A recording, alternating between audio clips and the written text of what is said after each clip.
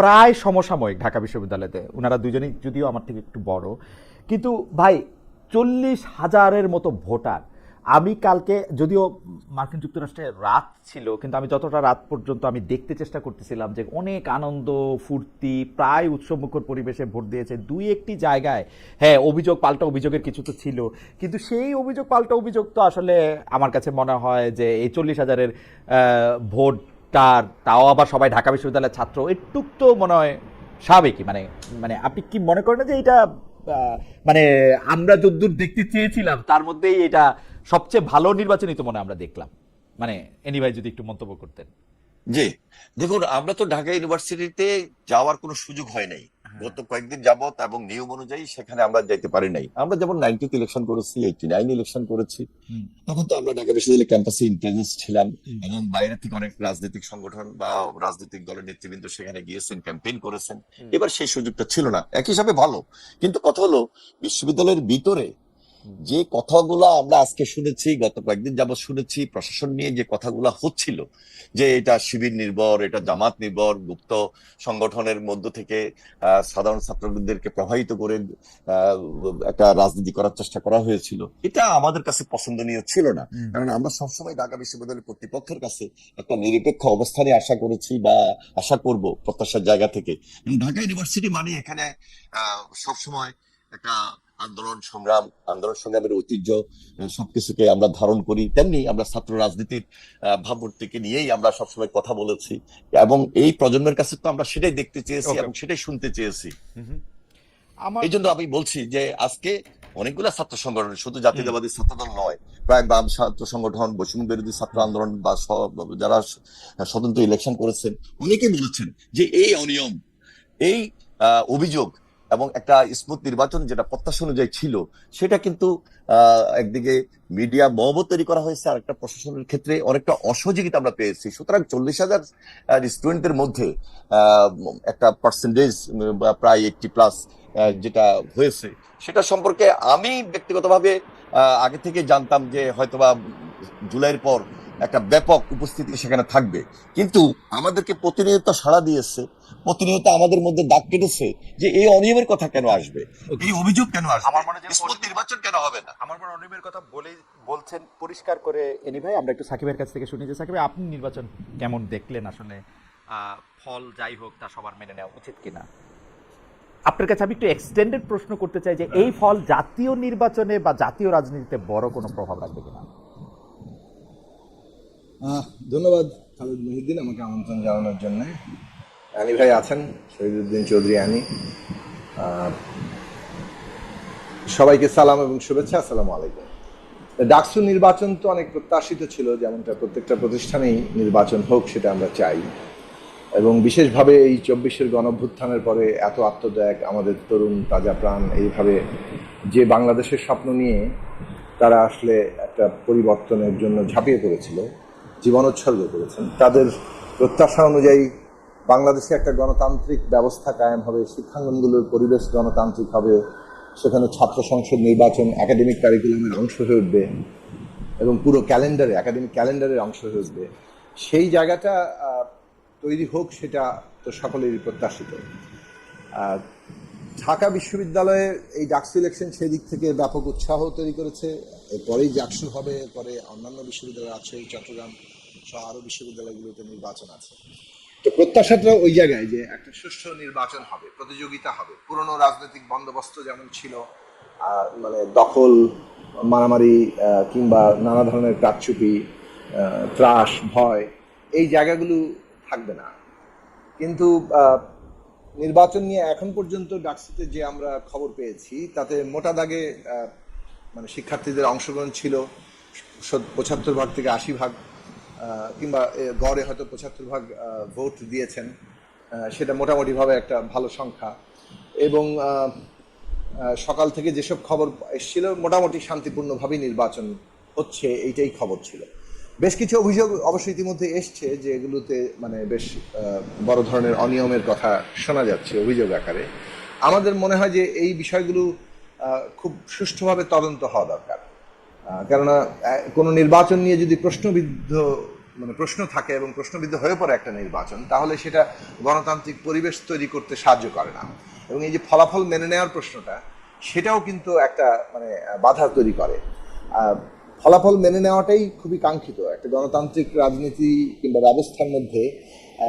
কেউ জিতবে, কেউ হারবে, জনগণ যাকে কিংবা যারা ভোটার তারা তাদেরকে প্রার্থীকে নির্বাচিত করবেন এবং সেইটাই, এবং ফলাফল সবাই মেনে নিবে। কিন্তু আমাদের বাংলাদেশে যে জিনিসটা ঘটে সেটা হচ্ছে যে নির্বাচন নিয়ে মানুষের আস্থার জায়গাটা পরিপূর্ণভাবে থাকে না। নির্বাচনে নানা ধরনের কারচুপি, প্রভাব, টাকার খেলা, রাশের রাজত্ব, এমনকি এখন যেটা আরো গুরুত্বপূর্ণভাবে সামনে এসছে, সোশ্যাল মিডিয়ার নানা ধরনের কারসাজি, নানাভাবে সোশ্যাল মিডিয়ার দ্বারা ম্যানিপুলেশন, সেইগুলোর ফলে যেটা হয় যে মানে আগেভাগেই একটা অসম অবস্থা তৈরি হয়ে যায় এবং সেই কারণে নির্বাচনের পরিবেশ নিয়ে সবার প্রশ্ন থাকে। ঢাকা বিশ্ববিদ্যালয়ে অবশ্য বেশ কিছুদিন ধরেই এই প্রশ্ন হচ্ছিল যে প্রশাসন ঠিক নিরপেক্ষ আচরণ করতে পারছে না। সেই জায়গা থেকে আজকে নির্বাচন নিয়ে যখন আবারও প্রশ্ন উঠছে যে প্রশাসন ঠিক যথাযথ নিরপেক্ষ ভূমিকা রাখতে পারছে কিনা, তখন সেইটা দুঃখজনক। সাধারণভাবে আমরা মনে করি যে প্রশাসন এমনভাবে তদন্ত করবেন যাতে করে তারা তাদের নিরপেক্ষতার জায়গাটাকে স্পষ্ট করতে পারবেন এবং সবার মধ্যে আস্থা তৈরি করতে পারবেন। শেষ পর্যন্ত এটাই চাইবো যে যারাই জয়লাভ করুক এবং যারা প্রতিদ্বন্দ্বিতা করেছে সকলকে নিয়ে একটা গণতান্ত্রিক পরিবেশ ঢাকা বিশ্ববিদ্যালয়ে চালু হবে। আমি কি দুইটা জিনিস আপনার কাছে একটু ইলাবোরেট করতে পারি এই জায়গার মধ্যে? এটা একটু এনি ভাইও যদি পরে দুইটা পয়েন্ট তৈরি করেন। এক হচ্ছে যে আমরা ঢাকা বিশ্ববিদ্যালয়ে শুধু পড়ি নাই, যখন থেকে পড়া শুরু করছি তখন থেকে এখন পর্যন্ত আমাদের একটা সম্পর্ক আছে। এটা ছাত্রের মাধ্যমে হোক, শিক্ষকতার মাধ্যমে হোক, গবেষণার মাধ্যমে হোক, সিলেবাস প্রণয়নে হোক। আমরা কিন্তু যদি মানে নিরপেক্ষভাবে বলি যে বিএনপির যত জনপ্রিয়তা বা বিএনপির ছাত্র দলের যত জনপ্রিয়তা ছিল, এটা তো বলার অপেক্ষাই রাখে না। যদি এখানে মুজিববাদী ছাত্রলীগ বা ছাত্রলীগ যদি না থাকে, সেখানে বিএনপির সাথে কারো প্রতিদ্বন্দ্বিতাই হইতে পারার কথা না ঢাকা ইউনিভার্সিটিতে। কিন্তু এই যে প্রতিদ্বন্দ্বিতাটা হইল, এমনকি বিএনপি এটাতে হেরেও যেতে পারে, এটার একটা বড় কারণ কি সাধারণ ছাত্ররাই তো মনে করতেছে যে বিএনপি আসলেও ঠিক ছাত্রলীগের কায়দায় ছাত্রদল আসলে একইভাবে যে হল প্রশ্ন চালাবে সেইটা বা হলে সিট করবে, এটা তাদেরকে এক ধরনের আতঙ্কগ্রস্ত করতেছে। এইটা কি না সোশ্যাল মিডিয়ার কারসাজি আপনি যেটা বলতেছেন? সোশ্যাল মিডিয়া তো আপনি আসলে সোশ্যাল মিডিয়া তো ভোট দিয়ে দিতে পারে না, তারা বলতেছে, প্রচার করতেছে, প্রপাগান্ডা করতেছে এবং বেশি সংখ্যক লোক তাদের বিশ্বাস করতেছে। এটাকে তার কারসাজি কি আর বলা যাবে সাকিব ভাই? ওরা যেটা বলতেছে যে না বিএনপিকে ভোট দেওয়া উচিত হবে না, শিবিরকে ভোট দিতে হবে, শিবিরকে ক্ষমতায় আনতে হবে, কারণ শিবির ভালো লোক, শিবিরের মধ্যে থেকে তো এটা দেখা যায় না ওটা দেখা যায় না, তো সত্য কথা। মানে আমি যদি ডেভিলস অ্যাডভোকেট হই, সাকিব ভাই যদি একটু মন্তব্য করতেন। এবং ছাত্রদল আসলে আবারও সেই হলের প্রশাসন, গণরুম, সিট দখল, ছাত্রদলের ভিপির বা ছাত্রদলের নেতার হলের মধ্যে সিঁড়ি বেয়ে মোটরসাইকেল দিয়ে উঠে চলে যাওয়া, আমরা নানা ধরনের জিনিস দেখতে পাবো। এরকম মনে হয় কিনা সাকিব ভাই? না, কয়েকটি ঘটনা আছে। একটা হচ্ছে যে যেমন ধরেন বিগত আওয়ামী লীগ তাদের ফ্যাসিবাদী শাসনের মধ্যে দিয়ে যেভাবে শাসনটা চালিয়েছে, সরাসরি বলি জামাত ইসলামী, ইসলামী ছাত্র শিবির, তাদেরকে তারা মানে একটা শত্রু হিসেবে চিহ্নিত করেছে এবং তাদেরকে দমন পীড়নের মাধ্যমে কিংবা তাদেরকে দমন পীড়ন করার মধ্য দিয়ে নিজেদের শাসনটাকে জায়েজ করতে চেয়েছে এবং সেই শাসনটা খুবই অন্যায় শাসন ছিল, একটা ফ্যাসিস্ট শাসনে পরিণত তারা করেছে। তো একটা ফ্যাসিস্ট শাসনকে জায়েজ করতে গিয়ে তারা জামাত শিবিরকে কাজে লাগিয়েছে কিংবা জামাত শিবিরকে দমনের ব্যাপারটাকে জায়েজ করার একটা বিষয় হিসেবে সামনে এনেছে। এইটা তো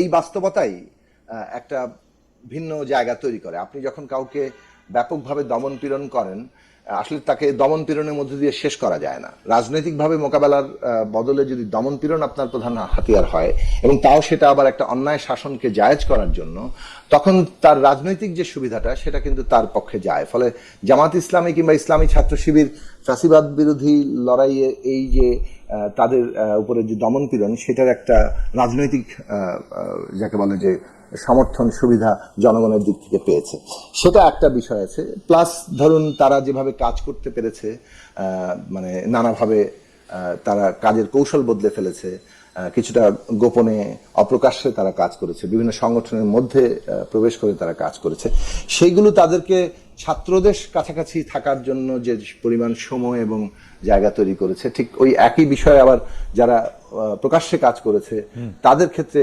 সমভাবে ঘটেনি। এটা একটা বিষয়। সোশ্যাল মিডিয়ার ম্যানিপুলেশন এই জায়গা থেকে, যে সোশ্যাল মিডিয়া ধরুন তো খুব একদিক থেকে এটা সমাজেরই প্রতিচ্ছবি, কিন্তু আরেক দিক থেকে এটার একটা কৃত্রিম বাস্তবতা তৈরি করা যায়।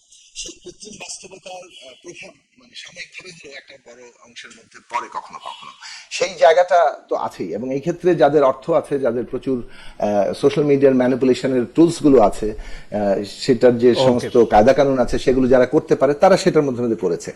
আবার প্রশাসন নিজেও, মানে ধরুন অভ্যুত্থানের পরে একটা ঘটনা ঘটেছে, আমরা নানান দিক থেকে দেখেছি যে এইটার প্রশাসনের কথাটা যদি আমরা একটু মানে একটু এই মুহূর্তে একটু আলাদা করে রাখি, কারণ প্রশাসনে আমরা আলাদা করে কথা বলতে চাই। আপনি যদি এই দুইটা বিষয় আপনি আসলে বলে ফেলছেন, এক হচ্ছে যে এই স্বৈরাচার পরবর্তী সময়ে ছাত্র দলগুলোর বাস্তবতা, সেটা মানুষের মনে ছিল, সোশ্যাল মিডিয়ার কারসাজি নিয়ে আপনি বলছেন। আরেকটা জিনিস যদি খালি বলেন, এই তিনটা পয়েন্ট আমরা এনিবের কাছে কথা বলতে পারবো।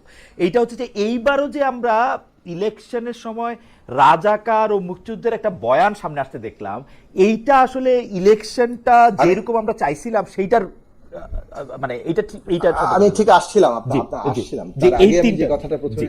হ্যাঁ, আমি দুটো বিষয়ের কথা বলতে চাই। প্রথম বিষয় হচ্ছে যে অভ্যুত্থানের পরপরই যেভাবে ধরুন এটা কিছুটা দায় বিএনপিকে নিতে হবে, বিএনপি কিংবা ছাত্রদল কিংবা যে কোনো বিএনপির অঙ্গ সংগঠনের বিরুদ্ধে নানা জায়গাতেই এক ধরনের অভিযোগ উঠেছে যে তারা বিভিন্ন জায়গায় নিজেদের দখলে নিচ্ছে, অথবা একটা চাঁদাবাজির অভিযোগ উঠেছে।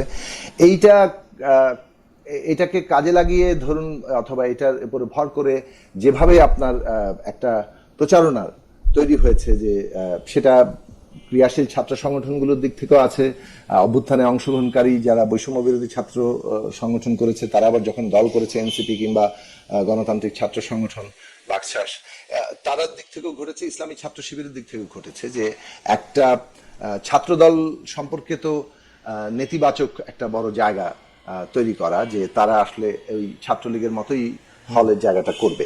এই বাস্তবতাটা কিন্তু একটা আছে, এবং এটা যেটা বিএনপি এবং ছাত্র দল কিংবা অঙ্গ সংগঠনগুলোর কার্যক্রমের মধ্য দিয়েও কিছুটা অনেক ক্ষেত্রে একটা ভিত্তি পেয়েছে এই প্রচারণার কাজে।